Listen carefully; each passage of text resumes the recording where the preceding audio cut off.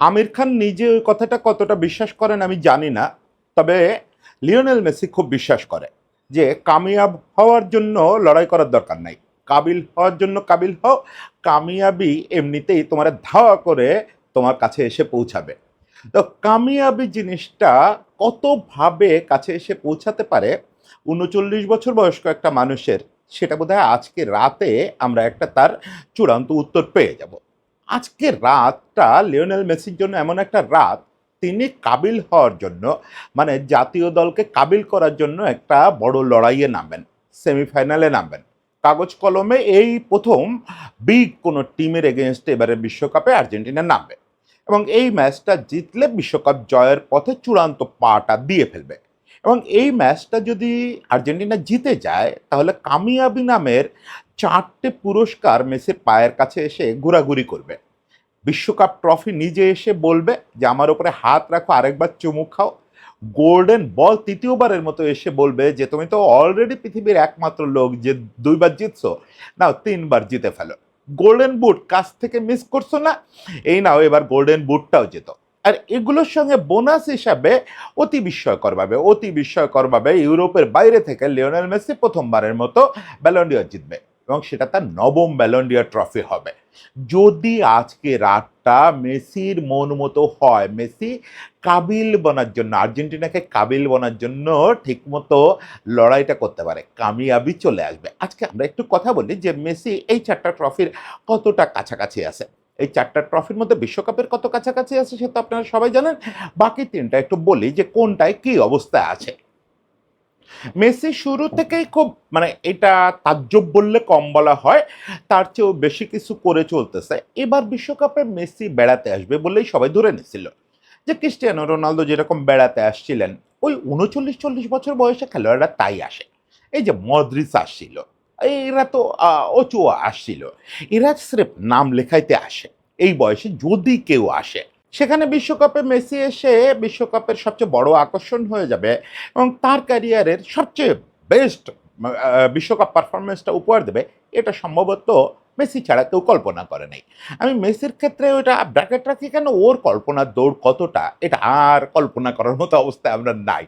সে এবার বিশ্বকাপের শুরু থেকে যে পারফর্ম করছে, অন্য যে কোনো বিশ্বকাপ হলে আমরা লিখে দিতে পারতাম যে golden boot, golden ball already তার নামে লেখা হয়ে গেছে।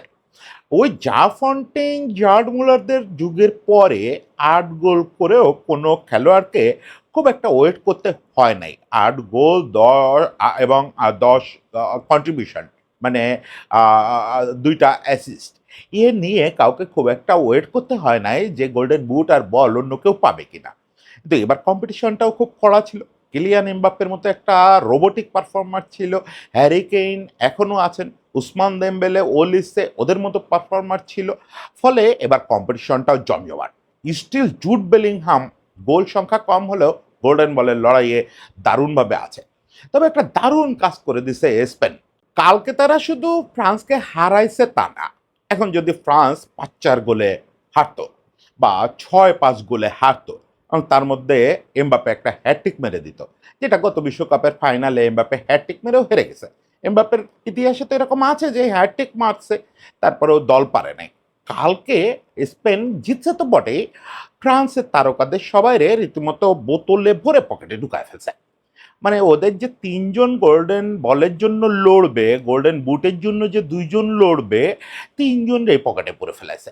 3জনের কথাই বলতে দেয় নাই।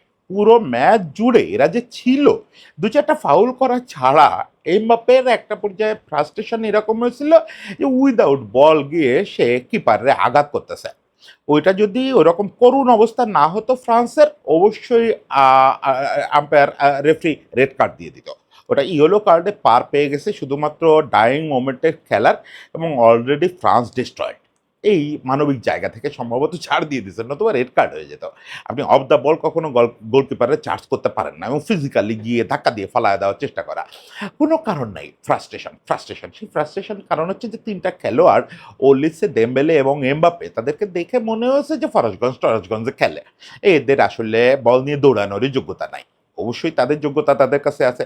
স্পেনের কৃতিত্ব, রদ্রিদের কৃতিত্ব, রদ্রি তার ২ ভাই ২ সিবিকে নিয়ে এমন প্রেশার ক্রিয়েট করছে, এমনভাবে বোতলবন্দি করছে যে কাজটা হয়ে গেছে মেসির। কিরকম হয়েছে? ৩ জনই গোল্ডেন বুট এবং বলের লড়াই থেকে অনেক ছিটকে গেছে।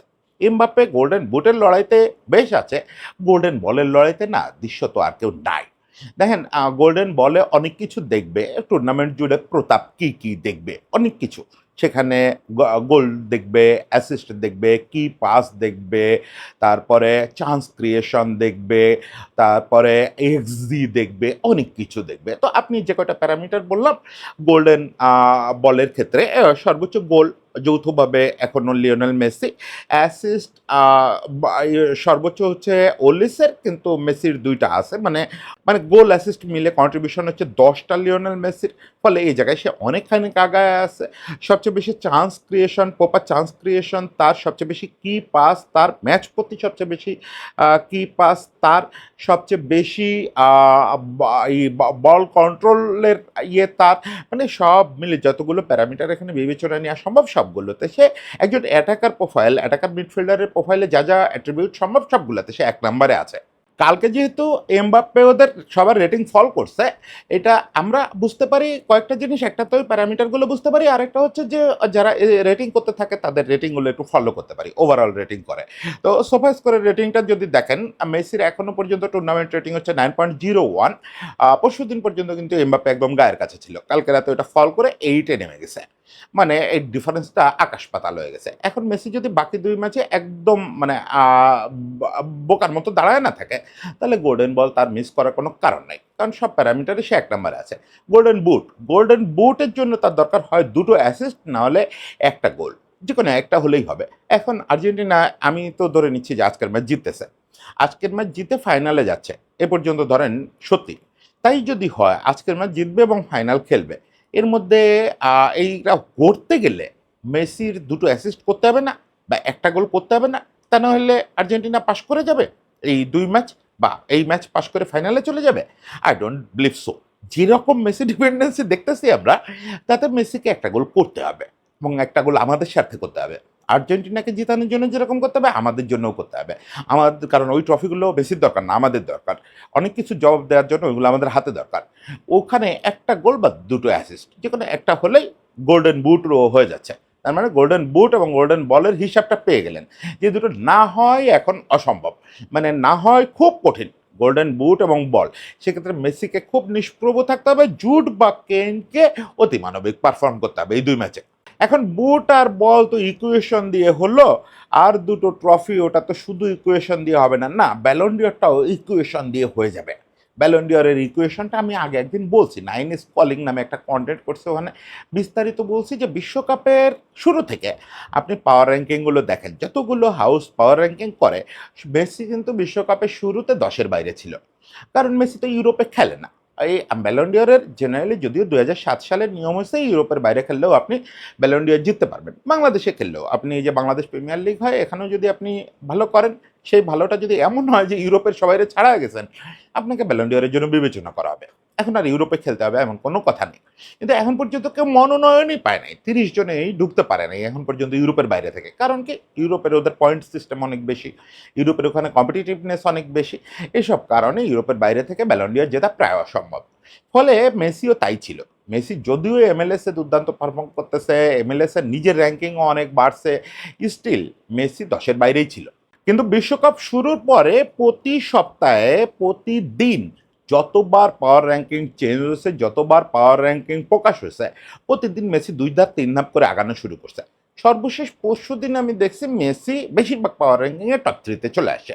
ওপরের ২টো পজিশন লিড করতেছিল, কোথাও দেমবেলে এমবাপ্পে, কোথাও এমবাপ্পে কেইন, এরকম ছিল, কিন্তু 3-তে চলে আসে। এখন এমবাপ্পে এবং দেমবেলে দুজনই তো একটু ফল করলো, তার মানে এখন তার কম্পিটিটর মূলত ওই ব্যালন ডিওরেও আসলে কম্পিটিটর শুধুমাত্র কেইন। জুড যে অবস্থা আছে, জুড শুধু বিশ্বকাপে বাকি ২ ম্যাচে ভালো করে ব্যালন ডিওর জিতে যাবে, এটা খুব কঠিন। আর জুডের সঙ্গে কেইনের নামের পেছনে যেরকম ইউরোপের একটা ওয়েট আছে, জুডের পেছনে আবার অত বেশি ওয়েট নাই। জুড এবছর অত বড় কিছু করে আসেনি। ফলে মূল লড়াইটা ব্যালন ডি'অরেও গিয়ে ঠেকতেছে বিশ্বকাপের বছর বলে মেসি আর কেইনের মধ্যে। এখানে আপনাদের একটা জিনিস বলে রাখি যে ব্যালন ডি'অরটা কিন্তু কোনো সুপার কম্পিউটারের হিসাবে হয় না। ব্যালন ডি'অর সরাসরি মানুষের ভোটে হয়। পৃথিবীর ১০০ জন সাংবাদিক তারা ভোট দেন। ফলে এখানে পরিষ্কার একটা জিনিস প্রচলিত একটা টার্ম আছে অলিখিত, সেটা হচ্ছে বিশ্বকাপের বছরে ওয়ার্ল্ড কাপ মাল্টিপ্লায়ার হয় পয়েন্টিংয়ে। মানে সবসময় মানুষের মস্তিষ্কের ক্যারেক্টার হচ্ছে সর্বশেষ সবচেয়ে উজ্জ্বল ঘটনাকে সে সবচেয়ে বেশি গুরুত্ব দেয়। ফলে বিশ্বকাপের বছরে যেহেতু সিজন শেষ হয় বিশ্বকাপ দিয়ে, আহ, মানে সিজনের শেষ টুর্নামেন্টটা যে সিজনটা ওই সাংবাদিক ভোট দেবেন সেখানে শেষ টুর্নামেন্টটা বিশ্বকাপ। আর এমনিতেই বিশ্বকাপ তো ওই 4 বছরে সবচেয়ে গুরুত্বপূর্ণ আসর। ফলে ওখানে যে উজ্জ্বলতম পারফর্ম করে সাংবাদিকরা তাদেরই ভোট দেন। এটারও ওয়ার্ল্ড কাপ মাল্টিপ্লায়ার বলে একটা টার্ম প্রচলিত আছে, লিখিত কিছু না। ওয়ার্ল্ড কাপে যে ভালো করে সেই আসলে ব্যালন ডি'অর জেতে শেষ পর্যন্ত। ফলে বোঝা গেল Ballon d'Or, golden boot, golden ball ৩টা রেসেই খুব ভালো অবস্থায় আছে। এই ৩টারে কনফার্ম করা যায় কি করে বলেন তো? এই ৩টারে কনফার্ম করা যায় একটা জিনিস যদি হাতে নেওয়া যায়। মেসি যদি একটা জিনিস এই পাশাপাশি ওই ৩টার কথা ভুলে গিয়ে একটা জিনিস যদি ধরে হাতে, ধরে যদি সেই জিনিসটা একটু চুমু খায়, তাহলে কিন্তু ওই ৩টা কনফার্ম হয়ে যায়। সেই জিনিসটা কি? বল-টল কিছু? না, সেটা হচ্ছে ওয়ার্ল্ড কাপ ট্রফি। যদি এই দুটো ম্যাচই মেসি জিতে যায়, আর্জেন্টিনা জিতে যায়, আরেকবার ওই পোডিয়ামে ওঠে, ওঠার পথে অবশ্যই এমি মার্টিনেজরে বলে আসতে হবে যে, "এবার তুমি গোল্ডেন গ্লাভস পাচ্ছ না, অন্য কোনো ট্রফি নিয়েও ওই ভঙ্গি করো না এবার।" লোকে কিন্তু মন্দ বলে। যেভাবেই হোক মঞ্চে যাইতে হবে, মঞ্চে গিয়ে ওই ট্রফি জিনিসটারে যদি লিওনেল মেসি হাত দিয়ে ধরে, বাকি ৩টা ট্রফি এমনিতেই ওই কামিয়াবি হয়ে কাবিল লোকের পেছনে ছুটতে থাকবে। এখন শুধু লিওনেল মেসির দেখানোর অপেক্ষা যে সে এই ২ ম্যাচে দলের জন্য কি করতে পারে। সেটা হচ্ছে কাবিল লোক হওয়া।